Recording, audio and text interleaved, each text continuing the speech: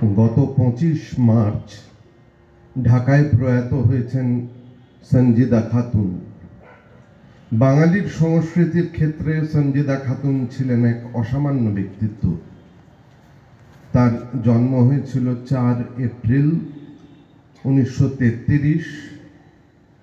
92 বছরের দীর্ঘ জীবন সম্পর্কে বলতে গেলে গুরুদেব রবীন্দ্রনাথের কথাতেই বলতে হয়, জীবন হয়নি ফাঁকি, ফলে ফুলেছিল ঢাকি।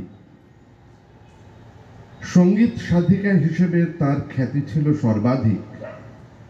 তবে আজ যে আমরা সঞ্জিদা খাতুনের স্মরণে এই মন্দিরে উপনীত হয়েছি, তা শুধু এই একটি কারণে নয়।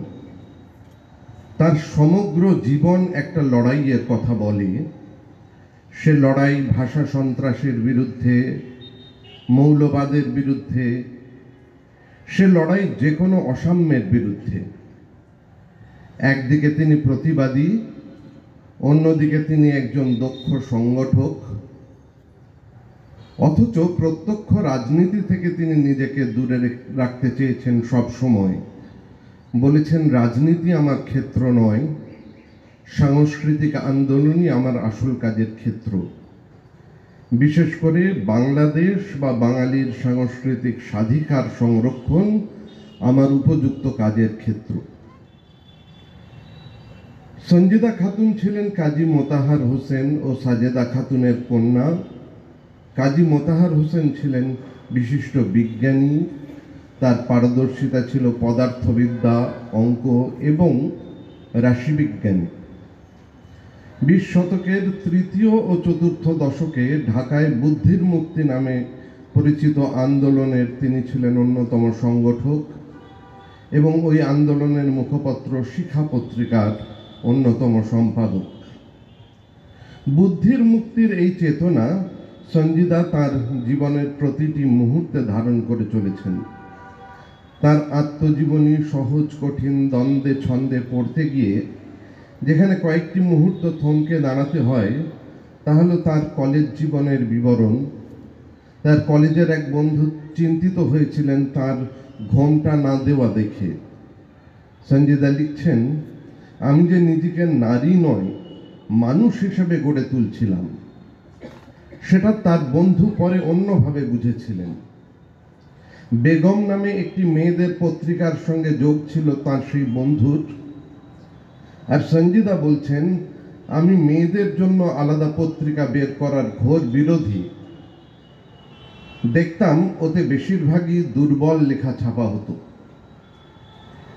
জীবনের প্রায় শুরু থেকে তাকে অন্যায়ের বিরুদ্ধে প্রতিবাদী ভূমিকায় দেখা গেছে। সেই শৈশবে শিল্পী কামরুল হাসানের নেতৃত্বে যোগ দিয়েছেন ব্রতচারী আন্দোলনে। কাজ করেছেন মুকুল ফৌজেও। 1952 সালের ঢাকায় ভাষা আন্দোলন যখন পূর্ব পাকিস্তানের সমস্ত বাঙালিকে স্পন্দিত করেছে, তিনি তখন ঢাকা বিশ্ববিদ্যালয়ের ছাত্রী।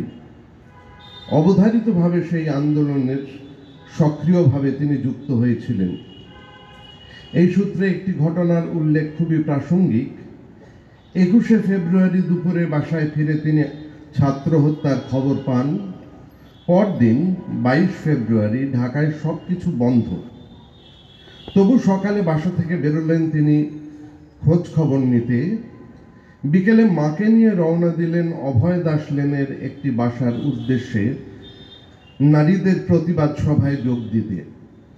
সেই বিরুদ্ধ পরিবেশে অনেকটা পথ হেঁটে যেতে হয়েছিল। গিয়ে দেখেন সুফিয়া কামাল, বেগম দৌলতুন্নেসা প্রভৃতি অনেকে উপস্থিত। কিন্তু সেই পরিস্থিতিতে সেদিন কেউ সভার সভাপতি হতে চাইছেন না। মা সাজেদা খাতুনকে সভাপতির আসনে বসিয়ে দিয়েছিলেন সঞ্জিদা। সেদিন বক্তৃতায় তিনি বলেছিলেন, 21 আমাকে ভাষা দিয়েছে। 1954 সালে তিনি ঢাকা বিশ্ববিদ্যালয় থেকে বাংলা অনার্স নিয়ে স্নাতক হন। প্রথম হবার সুবাদে পেয়েছিলেন নজরুল স্বর্ণপদক। তারপরই চলে আসেন শান্তিনিকেতনে এবং ভর্তি হন বাংলা বিভাগে। সেখানে স্নাতকোত্তর স্তরে প্রথম শ্রেণীতে MA পাশ করেন। আচার্য প্রবোধচন্দ্র সেন তাকে পরামর্শ দেন সত্যেন্দ্রনাথ দত্তের ওপর গবেষণা করতে। সে কাজ শেষ করে তিনি ফিরে যান ঢাকায়। এরপরে বাড়ি ছেড়ে বেরিয়ে এসে তিনি বিবাহ করেন ওয়াহিদুল হককে। 1957 সালে অধ্যাপনায় যোগদান করেন, প্রথমে ঢাকার ইডেন মহিলা কলেজে এবং পরে রংপুরে কারমাইকেল কলেজে তিনি অধ্যাপনা করেন। বাঙালি সংস্কৃতি নিয়ে তার নিরন্তর আন্দোলনের কারণে রংপুরে তার কার্যত পানিশমেন্ট পোস্টিং হয়। ইতিমধ্যে তার 3 সন্তান অপালা, পার্থ এবং রুচিরার জন্ম হয়। ওয়াহিদুল হক এবং সঞ্জিদা খাতুন যুগ্মভাবে বাংলাদেশের সাংস্কৃতিক আন্দোলনের কাজে নিয়োজিত থেকেছেন। তাদের কর্মময় সাংস্কৃতিক জীবনকে তারা ব্যক্তিগত জীবনের উত্থান পতনের ঊর্ধ্বে রাখতে পেরেছিলেন। সে সময় বাঙালি ও বাঙালি সংস্কৃতি সম্পর্কে অনুকূল ছিল না পাকিস্তানের শাসকের মনোভাব। 1961 সালে পাকিস্তানি শাসকেরা রবীন্দ্র চর্চার বিরুদ্ধে পরোক্ষে নির্দেশ জারি করেন। সেই নির্দেশ অগ্রাহ্য করে রবীন্দ্র জন্মশতবর্ষ পালনের মধ্যে দিয়ে সূচিত হয় বাঙালি সংস্কৃতির সংগ্রাম। রবীন্দ্র জন্মশতবার্ষিকী উপলক্ষে নানা অনুষ্ঠান হয়েছিল, তবে কেন্দ্রীয়ভাবে বড় একটি অনুষ্ঠান হয়েছিল ইঞ্জিনিয়ার্স ইনস্টিটিউশনে। দেশের প্রধান শিল্পী ও বুদ্ধিজীবীরা তাতে অংশ নেন। অনুষ্ঠান পালনের পর সংগঠক ও শিল্পীরা একসঙ্গে কাজ করার জন্য একটি নতুন সংগঠন তৈরি করার সিদ্ধান্ত নিলেন। নবগঠিত সেই কমিটির দ্বিতীয় বৈঠকেই সংগঠনের নাম ঠিক হয় ছায়ানট। শুরু থেকেই এই সংগঠনের সামনে ছিল সঞ্জিদা খাতুন, আমৃত্যু ছিলেন তার কর্ণধার। ছায়ানট একটি সঙ্গীতের বিদ্যালয় মাত্র নয়, পূর্ববঙ্গে বিশেষত স্বাধীন বাংলাদেশে বাঙালি সংস্কৃতি গড়ে তোলার ক্ষেত্রে সঞ্জিদা খাতুনের নেতৃত্বে ছায়ানটের একটা বড় ভূমিকা ছিল। কিন্তু ছায়ানটের প্রথম পর্বের যাত্রা খুব সুখের ছিল না। নানাবিধ কুকথা প্রচার হয়েছে ছায়ানট সম্পর্কে। সঞ্জিদা খাতুনকেও মুখোমুখি হতে হয়েছে নানা বিরুদ্ধতার। একের পর এক আস্তানা পরিবর্তনে বাধ্য হয়েছে ছায়ানট। এ সময়ের কথা একটু তার আত্মজীবনী থেকেই শোনা যেতে পারে। দিনে দিনে কঠিন হলো দিন। এদেশের কিছু পাকিস্তানি মুসলমান যারা নিজেদের বাঙালি পরিচয় মুছে ফেলতে উৎসুক, তারা পশ্চিম পাকিস্তানের কর্তৃপক্ষকে ছায়ানট আর তার অনুষ্ঠান নিয়ে মিথ্যে খবর দিয়ে তাদের কান ভারী করে তুলল। শেখ লুৎফর রহমান একবার পশ্চিম পাকিস্তানে গান গাইতে গিয়ে সেসব শুনে এসে আমাকে বললেন, একই ভাই, আমাকে ওরা বলল আপনি নাকি রবীন্দ্র জয়ন্তী অনুষ্ঠানের আগে গলায় আঁচল জড়িয়ে মঞ্চ প্রদক্ষিণ করে এসে রবীন্দ্রনাথের ছবিতে প্রণাম করবার পরে অনুষ্ঠান শুরু করেন, দেখিনি তো কখনো। একের পর এক ধাক্কা আসতে লাগলো ছায়ানটের উপর। আইয়ুব খানের স্বঘোষিত চাকর মোমেন খান নানা বাধা সৃষ্টি করতে লাগলেন। প্রথমে আলী হাসান সাহেবকে জিজ্ঞাসা করা হলো ছায়ানট কেন বাংলা একাডেমিতে ক্লাস করছে। তার মধ্যে আবার 21শে ফেব্রুয়ারিতে আমাকে বাংলা একাডেমির অনুষ্ঠানে গান গাইতে বলা হলে আমি মহানন্দে গীতবিতান খুলে আমার সোনার বাংলা গানখানি আগাগোড়া গাইলাম। স্যার 2-4 দিন পরে আমাকে তার কক্ষে ডেকে পাঠালেন। সেদিন তুমি ওই গানখানি গাইলে কেন? আমাকে সে প্রশ্ন করা হয়েছে। আমার জবাব, স্যার সোনার বাংলা তো আমাদের, আমি সেটা ডিজোন করব কেন? স্যার আমাকে পাকিস্তানি মুসলিম হিসেবে এ গান আমাদের গাওয়া উচিত নয় বোঝাতে চেষ্টা করলেন। আমি বললাম আমি মুসলমান, এটা আমার ব্যক্তিগত পরিচয়, জাতি হিসেবে আমি তো বাঙালি। কিন্তু এইসবেও থেমে থাকেনি ছায়ানট। 1963 থেকে 1966 সাল পর্যন্ত ছায়ানট বিদ্যায়তনে নববর্ষের অনুষ্ঠান নিয়মিত হয়েছে। প্রথমবারের সেই অনুষ্ঠানটির মধ্যে দিয়েই বিদ্যায়তনটির যাত্রা শুরু হয়। 1967 সালের 15 এপ্রিল, পয়লা বৈশাখ, রমনার বটমূলে ছায়ানট আয়োজন করেছিল নববর্ষের প্রথম অনুষ্ঠান। অশ্বত্থ গাছের মূলে এই অনুষ্ঠান অশ্বত্থ পঞ্চবটির একটি।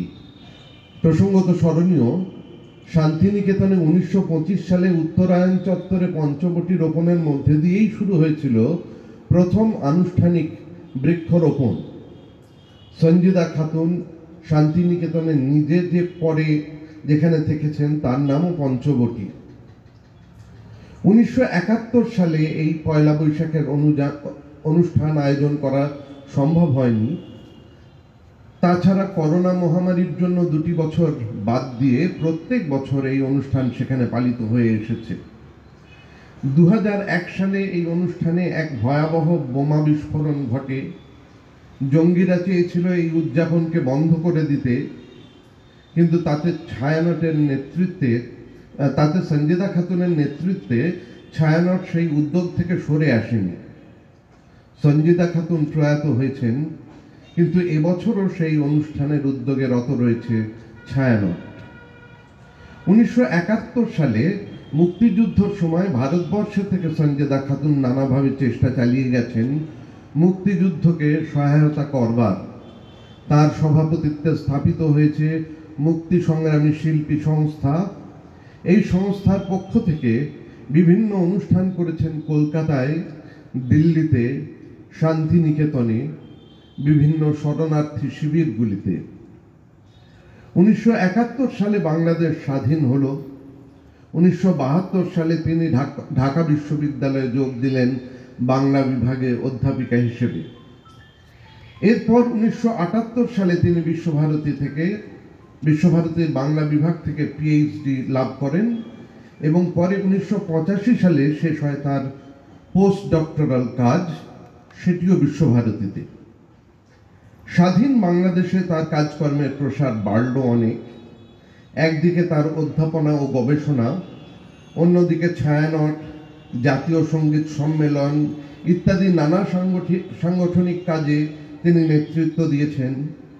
জেলায় জেলায় রবীন্দ্রনাথকে ছড়িয়ে দেবার কাজে অজস্র শাখা তৈরি হয়েছে বাংলাদেশে। 2001 সালে রমনার মাঠে জঙ্গি আক্রমণের পরে তারা উপলব্ধি করেন একেবারে প্রাথমিক স্তর থেকে শিক্ষার ক্ষেত্রটিকে উন্নত করতে না পারলে পরিত্রাণ সম্ভব নয়। এই উদ্দেশ্যে তৈরি হয় নালন্দা স্কুল। শিক্ষা এবং সংস্কৃতি দুটিকে মিলিয়ে দেখবার যে কল্পনা এই স্কুলে, নিশ্চয়ই রবীন্দ্রনাথের শিক্ষা চিন্তা তাকে পুষ্ট করেছিল। সঞ্জিদা খাতুন এও বলেছেন যে একটি স্কুল দিয়ে গোটা দেশকে উদ্ধার করা যাবে না, কিন্তু এই স্কুল হবে একটি আদর্শ যা অন্যেরাও অনুসরণ করতে পারবে। রবীন্দ্রনাথের গ্রামোন্নয়ন প্রকল্পেও যে মূল চিন্তা এটাই ছিল সেটা আমরা জানি। তার জীবনের মূল ব্রত ছিল বাঙালি সাংস্কৃতিক স্বাধিকার প্রতিষ্ঠার সংগ্রাম। ব্রত কথাটি সচেতনভাবেই ব্যবহার করেছি এখানে, কারণ এই ব্রত শব্দটি নিয়ে তাকে স্বাধীন বাংলাদেশেও কম লড়াই করতে হয়নি। ব্রতচারীর প্রতি তার আকৈশোর আকর্ষণ ছিল। তারই উদ্যোগে বাংলাদেশের বিদ্যালয়ের শিক্ষানীতিতে ব্রতচারীকে সমন্বিত করা হয়েছিল। ব্রত শব্দটির হিন্দু অনুষঙ্গ বাংলাদেশে অনেকের কাছে গ্রহণীয় বলে মনে হয়নি, কিন্তু তিনি বুঝিয়েছিলেন নিষ্ঠা নিয়ে যে কোনো কাজই হলো ব্রত। এই কারণেই হজ যাত্রাকেও বলা হয়ে থাকে হজ ব্রত। তার প্রসাধন, বেশভূষা, টিপ পরা, মাথায় ঘোমটা না নেওয়া, এসবই ওই বাঙালি সংস্কৃতির অঙ্গ হিসেবেই তিনি ধারণ করেছিলেন। এই সূত্রে মনে পড়ে তার আত্মজীবনীর সেই অংশটি যেখানে তিনি জানাচ্ছেন যে ঢাকা বিশ্ববিদ্যালয়ের ছাত্রী হিসেবে যোগদানের সময় তাকে এই মর্মে মুচলেখা দিতে হয়েছিল যে ঘোমটা পরা বাধ্যতামূলক এবং ছেলেদের সঙ্গে কথা বলা যাবে না। তিনি দ্বিধায় পড়েছিলেন, কারণ এই শর্ত না মানলে তার উচ্চশিক্ষা বন্ধ হয়ে যাবে। তিনি লিখছেন, উঠতি বয়সের নবজাগ্রত সম্মান আর স্বাতন্ত্র্যবোধের দরুন মনের এমনই ভাব হয়েছিল যে সেই পাকিস্তান আমলে কলেজের প্রথম ঘড়ি পড়তেই লাইনে দাঁড়িয়ে হালিমা আপার সঙ্গে গলা মিলিয়ে সূরা পড়বার সময়ও ঘোমটা দিতাম না। তবে মাথা নত করে শ্রদ্ধার ভাবে নীরব থাকতাম ঠিকই। আশ্চর্যের বিষয়ে শিক্ষকেরাও এ নিয়ে আমাকে কোনো প্রশ্ন করেননি। এরপর ঢাকা বিশ্ববিদ্যালয়ে ভর্তির আবেদনে ঘোমটা দেওয়ার শর্তে সই করতে গিয়ে বড় দ্বন্দ্বে পড়া গেল। তাই বলে লেখাপড়া বন্ধ থাকাও যে অসম্ভব, চোখ কান বুজে সই করে ফেলতেই হলো শেষ পর্যন্ত। তবে ঘোমটা দিইনি কখনো। আর ছেলেদের সঙ্গে কথা, সে প্রসঙ্গেও নিয়ম রক্ষার ব্যত্যয় ঘটে গিয়েছিল। সঞ্জিদা খাতুন ছিলেন মুক্তির সাধক। যে কোনো রকম আরোপিত বাঁধন থেকে মুক্তি, সে ধর্মীয়, সামাজিক, রাষ্ট্রনৈতিক যাই হোক না কেন। ফলে তার ধর্মগত পরিচয়ের কারণেই হোক আর নারী হওয়ার কারণেই হোক, তার বিশ্বাস থেকে তিনি সরে আসেননি কখনো। তার জীবনে স্বজনে বিজনে, সুখে দুঃখে বিপদে যে আনন্দিত তান তার বন্ধু তার অন্তরে বাজিয়েছেন, তাই বুদ্ধির মুক্তির কথাই বলে, কোনো সাম্প্রদায়িক সংকীর্ণতার কথা নয়। সঞ্জিদা খাতুন যখন কলেজের শিক্ষার্থী, তখনই তিনি আবৃত্তি, অভিনয় ও গানের চর্চা করেছেন। শুরুর দিকে নজরুল গীতি, আধুনিক বাংলা গান ও পল্লী গীতি শিখেছিলেন সোহরাব হোসেনের কাছে। রবীন্দ্রসঙ্গীত প্রথমে শিখেছেন হুসনে বানু খানমের কাছে, পরে শৈলজারঞ্জন মজুমদার, আব্দুল আহাদ, কণিকা বন্দ্যোপাধ্যায়, নীলিমা সেন প্রমুখের কাছে। কলিম শরফির কাছে গান শেখার কথাও তিনি জানিয়েছেন। তবে তার আত্মজীবনী পড়ে বিস্মিত না হয়ে পারি না একথা জেনে যে রেডিওয়ে একাধিকবার সঙ্গীতের অডিশনে তিনি অকৃতার্থ হন। পরে নাটক পাঠের জন্য তিনি প্রথমে অডিশন পাশ করেন, বলা বাহুল্য তারপরে বেতারে সঙ্গীতেরই নিয়মিত শিল্পী ছিলেন তিনি। প্রাথমিক পর্বে রবীন্দ্রনাথের গান তার আলাদা করে দোসর ছিল এমনটা নয়। সব রকম গানই তিনি শুনতেন, গাইতেন। পরবর্তী জীবনেও সব রকম বাংলা গানের মধ্যেই তিনি রস পেয়েছেন। কিন্তু তারপরেও রবীন্দ্রনাথের গান যে তার মূল আশ্রয় ছিল, সে কথাও তিনি বলেছেন বারবার। তিনি লিখছেন, অনার্স ক্লাসে রবীন্দ্র কবিতা পড়ে রবীন্দ্রনাথের গানে আকৃষ্ট হয়ে সেই যে রবীন্দ্রসঙ্গীতই হয়ে উঠেছিল ধ্যান জ্ঞান, ওই নিয়েই এই ৮০ বছর পর্যন্ত কাটিয়ে দিলাম। অন্য গানও ভালোবাসি, নজরুলের বহু গান, ডিএল রায়, রজনীকান্ত, অতুল প্রসাদ, লালনের গানও, আরো অনেকের পল্লী গীতি আমার প্রিয়। ভালোবাসতে না পারলে কি সামগ্রিকভাবে বাঙালি সংস্কৃতির আন্দোলনে সম্পৃক্ত হওয়া যায়? রবীন্দ্রনাথের গানের বিষয়ে তিনি ছিলেন শুদ্ধতার সাধক। কিন্তু শুদ্ধতা বলতে কেবল স্বরলিপির আনুগত্য বোঝায় না। বিশুদ্ধ রবীন্দ্রসঙ্গীতের চর্চা প্রবন্ধে তিনি বলছেন, শুধুই স্বরলিপির অনুসরণ করে গান গাইলে কি বিশুদ্ধভাবে রবীন্দ্রসঙ্গীত গাওয়া হবে? তাও নয় বলেই মনে হয়। স্বরের শুদ্ধতা বজায় রাখা জরুরি হলেও সেই গানের সার্বিক উপলব্ধি ছাড়া বিশুদ্ধ রূপায়ণ সম্ভব নয়। একটি গানের বাণী, সুরের প্যাটার্ন এবং ছন্দের বৈশিষ্ট্য সমন্বিত হয়ে নিগূঢ় সৌন্দর্যকে ধরে রাখে। এই তিন অঙ্গকে যত্নের সঙ্গে অনুধাবন করে সাংগীতিক দক্ষতায় নিহিত ভাবৈশ্বর্যকে রূপায়িত করতে হয়। আমার মতন অনেকেই যারা তার কাছে গান শিখবার সুযোগ পায়নি, তাদের কাছে খুব সহজেই তার সঙ্গীত শিক্ষণ পদ্ধতির ছবি ধরা পড়বে ছায়ানটের ডিজিটাল প্ল্যাটফর্মে, যেখানে তিনি গানের মর্ম উদ্ঘাটন করে শেখাচ্ছেন রবীন্দ্রনাথের গান। করোনা মহামারী শুরু হবার আগেই এই দূরশিক্ষণ প্রয়াসে উদ্যোগী হয়েছিল ছায়ানট। ব্যক্তিগত অভিজ্ঞতায় দেখেছি কি বৈজ্ঞানিক পদ্ধতিতে গড়ে উঠেছে ছায়ানটের সঙ্গীত শিক্ষায়তনটি। ছায়ানট সংস্থার মূল মোটো হচ্ছে আপন সংস্কৃতি ও শিক্ষা প্রসারের প্রত্যয়। স্বরলিপিকে একেবারে প্রামাণ্য মনে করতে তার দ্বিধার পরিচয় পাওয়া যায় তার একাধিক লেখায়। একটি লেখা থেকে আমি পড়ি: আমরা রবীন্দ্রনাথের শিক্ষা আবেষ্টনের বাইরে দূরবর্তী শিষ্যরা অন্ধের মতো স্বরলিপি হাতড়ে ফিরি, সঙ্গতি অসঙ্গতির দিকটা সাহস করে ভাবতে পারি না।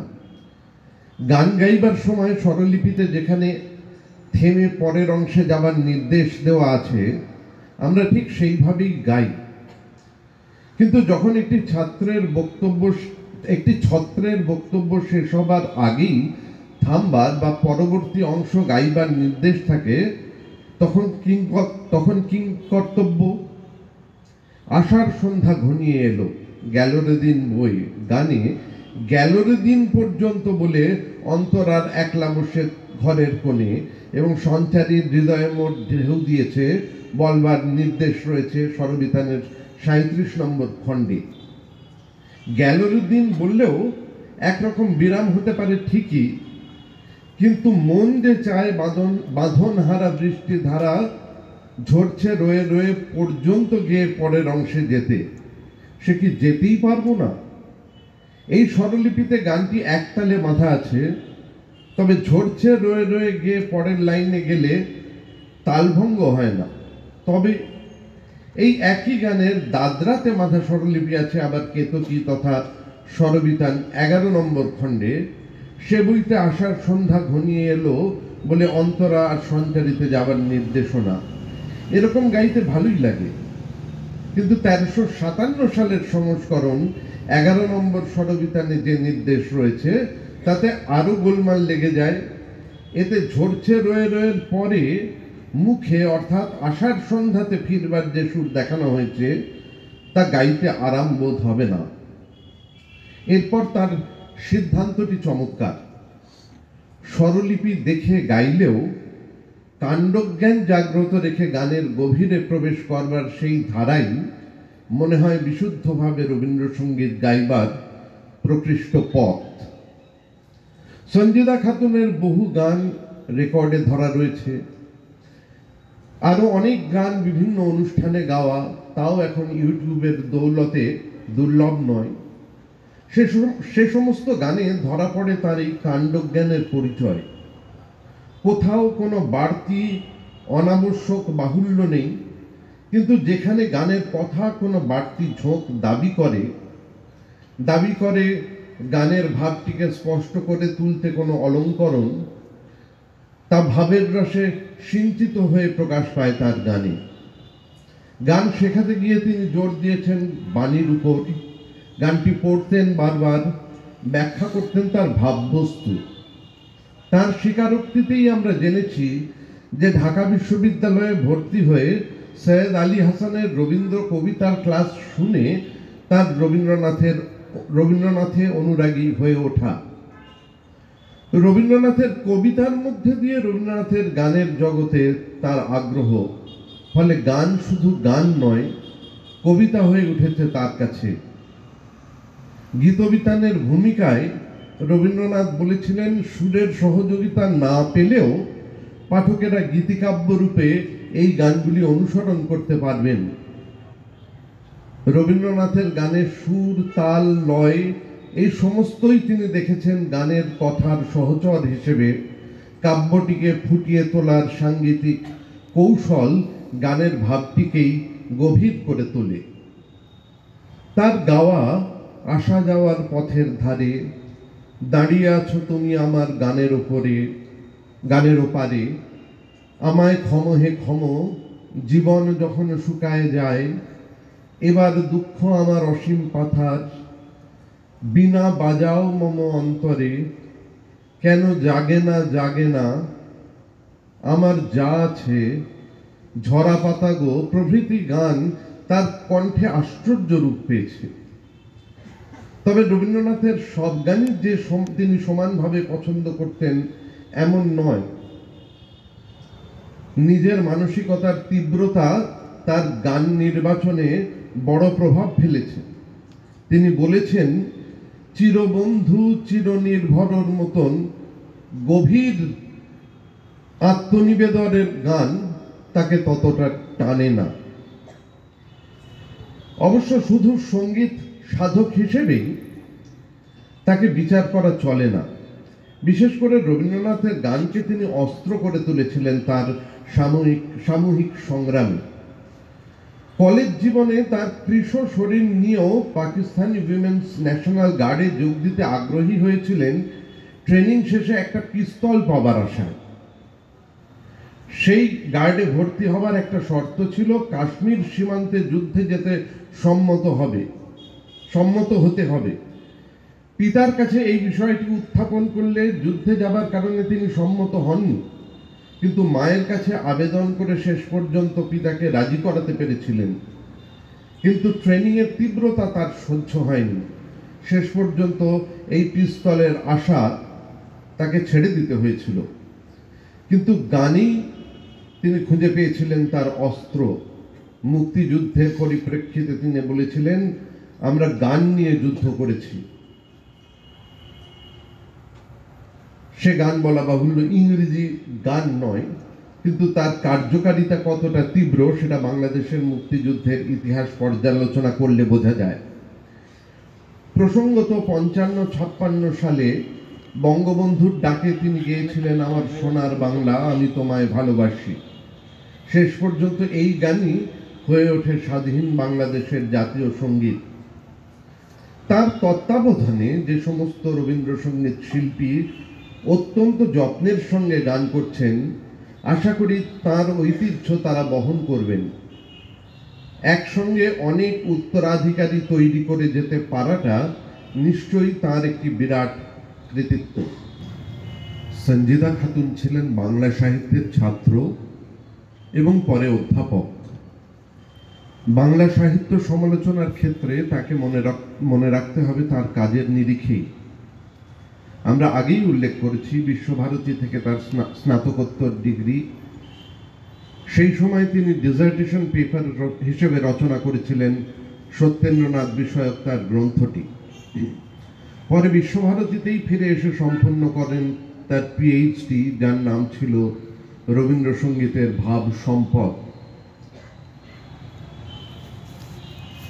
আবার 1983 থেকে 1985 সালে রচিত হয় তার পোস্ট ডক্টরাল অভিসন্দর্ভ, ধ্বনি থেকে কবিতা। এই তিনটি রচনা তার জীবনের শ্রেষ্ঠ সারস্বত কীর্তি। ফলে তার জীবনে বিদ্যাচর্চার সঙ্গে সম্পৃক্ত হয়ে আছে শান্তিনিকেতনের কথা। তার গ্রন্থের সংখ্যা প্রচুর, কিন্তু তার মধ্যে সামগ্রিক সারস্বত সাধনায় এই তিনটি গ্রন্থ বিশেষ গুরুত্ব রাখে। সত্যেন্দ্রনাথকে নিয়ে তার যে গবেষণা, সেটি গ্রন্থরূপ পায় 1958 সালে। প্রাথমিকভাবে সত্যেন্দ্রনাথকে নিয়ে গবেষণা করার খুব একটা আগ্রহ তার ছিল না। সত্যেন্দ্রনাথকে ছন্দের জাদুঘর মনে করা হয়। সেটাকে অনেকের মতোই তিনিও তার কাব্যের সীমাবদ্ধতা বলেই মনে করতেন, কিন্তু প্রবোধচন্দ্রের আদেশ শিরোধার্য করে তিনি এই কাজে অগ্রসর হন এবং সেই সূত্রেই উপলব্ধি করেন সত্যেন্দ্রনাথের গুরুত্ব। রবীন্দ্রনাথ নামক একটি প্রতিষ্ঠানের চূড়ান্ত সার্থকতার দিনে যে কবির জন্ম, তার বিচার করাটা বাস্তবিক খুব কঠিন, কারণ রবীন্দ্রনাথের প্রভাব এড়িয়ে চলা তার পক্ষে কঠিন। সত্যেন্দ্রনাথকে তার যথাযথ পরিপ্রেক্ষিতে বিচার করে সঞ্জিদা খাতুন লিখছেন, ছবি ও গান তার কাব্যের অন্যতম প্রধান অঙ্গ। সত্যেন্দ্র কাব্যের সমালোচনা করতে গিয়ে অনেকেই তার এই বৈশিষ্ট্য সম্বন্ধে প্রশ্ন তুলেছেন। তাদের অভিযোগ, সত্যেন্দ্র কাব্যে গভীরতা নেই। কোন দেশের কাব্যেই সে সময় গভীর সুর ধ্বনিত হয় না। সত্যেন্দ্রনাথ দার্শনিক কবি রবীন্দ্রনাথের যুগে জন্মগ্রহণ করার ফলেই তার সম্বন্ধে ওই প্রশ্ন উঠেছে। সত্যেন্দ্রনাথের কবি প্রকৃতির বৈশিষ্ট্য সকলকে অভিভূত করলেও তার যথার্থ কারণ তারা ধরতে পারেননি। সত্যেন্দ্রনাথ রবীন্দ্রনাথ নয় বলেই রবীন্দ্রনাথের পর জন্মগ্রহণ করেও বাংলা সাহিত্যে এতখানি প্রতিষ্ঠা পেয়েছেন।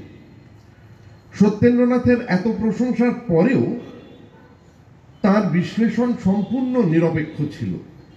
তিনি সিদ্ধান্ত করছেন, তবে এই প্রকৃতির ফলে কবি হিসেবে হয়তো তিনি অমরত্বের দাবি করতে পারেন না।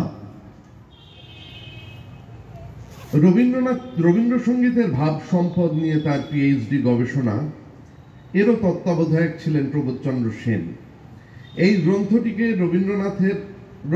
রবীন্দ্রনাথের গানকে তার ভাবগত মূল্যে বিচার করেছেন তিনি। তার বিচার পদ্ধতি নিয়ে বিস্তারিত আলোচনা না করে একটু অংশ উদ্ধৃত করা যেতে পারে, যাতে বোঝা যাবে তার স্বকীয়তা। তার গানের আলোচনা করতে গিয়ে বলেছি যে তিনি গভীরভাবে রবীন্দ্রনাথের গানগুলিকে সাহিত্য মূল্যে বিচার করতেন এবং এই গ্রন্থে তার বিস্তারিত ব্যাখ্যা রয়েছে। তিনি লিখছেন একটি গান প্রসঙ্গে, তোমারই ঝর্ণা তলার নির্জনে মাটির এই কলস আমার ছাপিয়ে গেল কোন ক্ষণে। এই গানের বাণীকে তাৎপর্যে উদ্ভাসিত করবার জন্য কোনো কোনো স্থলে অব্যবহিত অর্থ প্রকাশে সুরের বিশেষ যত্ন রয়েছে। আবার পাশাপাশি রয়েছে সুরের খেলা, তানের লীলা উচ্ছল গতি ঔজ্জ্বল্য বিকীর্ণ করে। কিন্তু ভেবে দেখলে যে সুরে বাণী উচ্চারণ বিশিষ্ট হয়, তা সুচারুভাবে বলবার পর তানে উচ্ছ্বসিত হওয়ার যেন অবসর বিনোদনের মতো।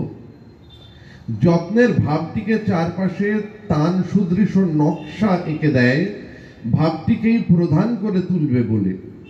নির্জন ঝর্ণাতলায় মনের পাত্র যখন কানায় কানায় ভরে উঠছে, তখন চিত্তকে প্রয়োজন ছাপিয়ে যাওয়া অসীম সুরের ধারায় স্নান করবার বাসনা। দিনের প্রয়োজনের তৃপ্তি অতৃপ্তি থেকে মনকে মুক্ত করবার সিদ্ধান্ত ক্লান্তির অস্তিত্ব সূচিত করে। সুরের ফুলকারি মনের তাপ বিমোচনের আবহ সৃষ্টি করতে থাকে। মেটে বা নাই মেটে তা বলতে সুরে ঘনীভূত বেদনা ভাব্য আত্মার পরে বলবার কারুখচিত সুরে নিবৃত্তি খোঁজে। সব মিলিয়ে সুরের কারুকার্যে তানের গতিতে উৎসাহ সঞ্চার হয়, আর দৈনন্দিনতার ঊর্ধ্বে উঠবার তত্ত্ব সুরের গতিতে ছন্দিত হয়ে মনকে পদে পদে ভারমুক্ত করতে থাকে। শুধু এটুকু নয়, আরো অনেক কথা এই একটি গান থেকে মনে জাগতে পারে। এরকম এক একটি গানের ভাষা ও অলঙ্করণ, ছন্দ ও সুরের সামগ্রিক সৌন্দর্য অখণ্ড ভাব সম্পদ রূপে মনে আভাসিত হয়। ধ্বনি থেকে কবিতা হয়তো তার সবচেয়ে অভিনব এবং বিতর্কিত বইও বটে। বাংলা ভাষার ধ্বনির যে একটা অর্থগুণ আছে, সে কথা বিস্তারিতভাবে রামেন্দ্র সুন্দর ত্রিবেদী দেখিয়েছিলেন। মূলত সেই আদর্শ অনুসরণ করে বিষয়টিকে কবিতার বিশ্লেষণে প্রয়োগ করবার এই যে প্রবণতা, তা অত্যন্ত আধুনিক একটি মনের পরিচয় বহন করে।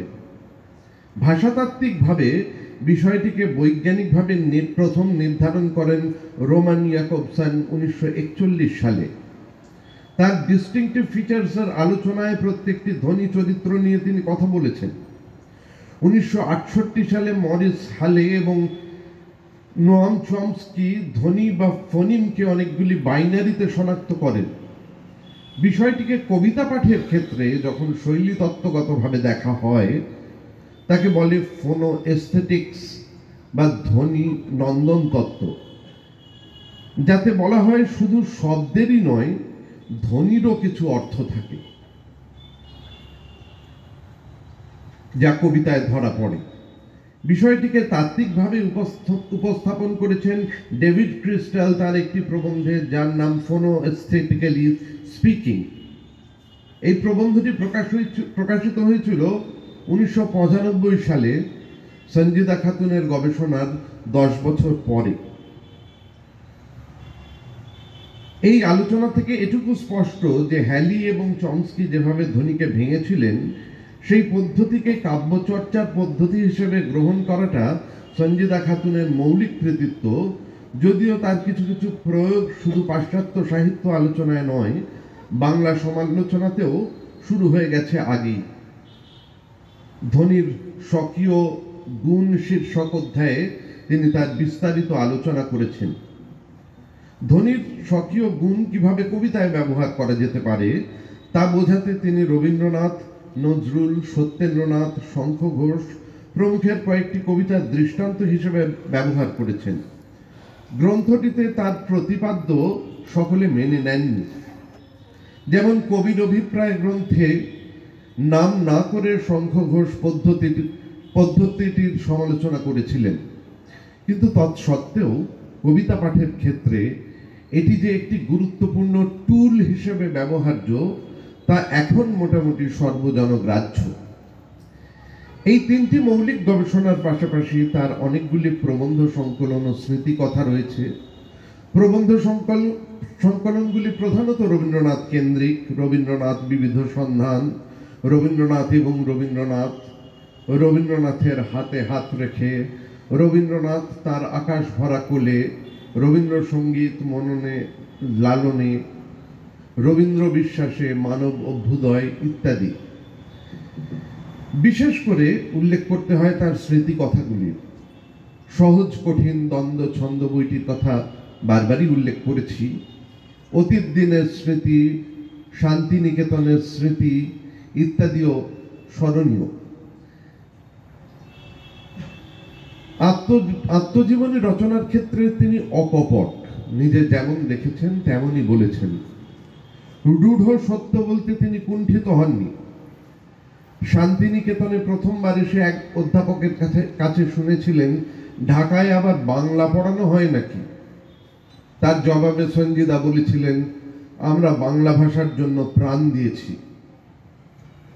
শান্তিনিকেতনে তার দীর্ঘদিনের যাপনে তিনি যেমন বহু মানুষের, উপাচার্যের, আধিকারের সৌজন্য ও সহায়তা লাভ করেছেন, তেমনি কোনো কোনো ক্ষেত্রে তার খুব নির্মম ব্যত্যয় ঘটেছে, তাও জানাতে ভোলেননি।